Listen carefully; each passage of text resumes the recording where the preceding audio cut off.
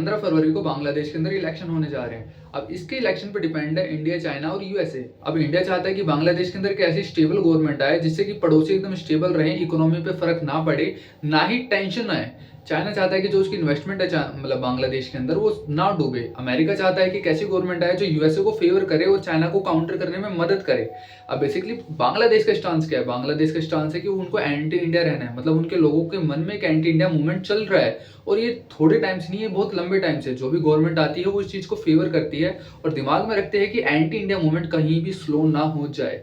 So basically इस हाल फिलहाल में यूएसए ने ट्रेड डील साइन किया बांग्लादेश के साथ, जिसमें वो कह रहे हैं कि हम आपको 0% टैरिफ पर रो कॉटन सप्लाई करेंगे यूएसए से। आप रो मटेरियल हमसे लो और हमें ही माल बनाकर जो टेक्सटाइल का मटेरियल है, फाइनल गुड, वो हमें ही बेचो। अब इस बात पे इंटरिम गवर्नमेंट ने बहुत ज्यादा हल्ला मचा दिया पूरे बांग्लादेश में कि देखो इंडिया के ऊपर 8% टैरिफ लगा है, हमारे पास 0% टैरिफ है, हम इंडिया से अब माल नहीं खरीदेंगे, हम अमेरिका से माल खरीदेंगे।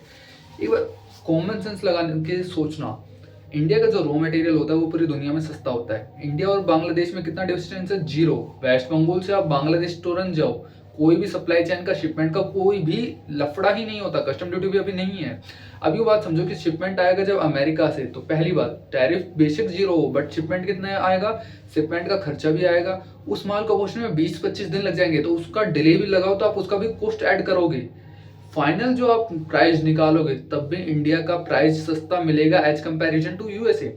देखो जब रॉ मटेरियल आप महंगा लोगे तो आप माल भी महंगा बनाओगे, बेचोगे भी महंगा, मार्केटिंग भी महंगी होगी, तो वो कस्टमर क्यों खरीदेगा जब उसको एक सस्ता माल मिल रहा है। अब इंडिया की जो टेक्सटाइल कंपनीज है सस्ता माल बेच रही है, बहुत सालों से बेच रही है, मतलब लोगों का विश्वास बन चुका है, तो कोई क्यों एक नई कंपनी पे रिलायबल होगा जो कि महंगा माल बेच रहा है। एक कॉमन सेंस की बात है। बट गवर्नमेंट, अब इलेक्शन चल रहे हैं तो इंटरिम गवर्नमेंट को दिखाना है कि उन्होंने इंडिया को एकदम पीछे छोड़ा है, तो कुछ ना कुछ तो दिखाएंगे ही।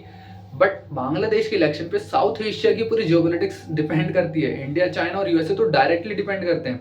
और एज ए इंडियन मैं ये बात क्यों कह रहा हूँ कि अगर आपके देश के खिलाफ कोई एंटी इंडिया मूवमेंट चलाएगा तो एज ए इंडियन ना तो मेरे को अच्छा लगेगा ना आपको अच्छा लगेगा। बट लेट्स सी 15 फरवरी को क्या होता है, कैसी गवर्नमेंट बनती है।